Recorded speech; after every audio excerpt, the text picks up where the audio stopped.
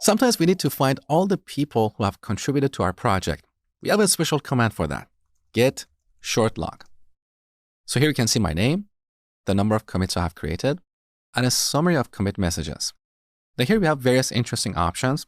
So let's run get shortlog -h.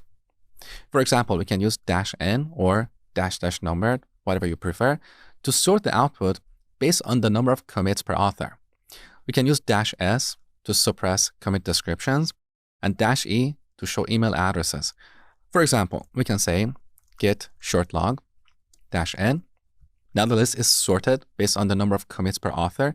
In this repository, we have a single author, so the output doesn't really change, but we can add -s to suppress the commit messages. Now we can only see the number of commits per author. Now, in addition to this, we can pass -e to see email addresses of each author. So with this, we can easily find the most active contributors.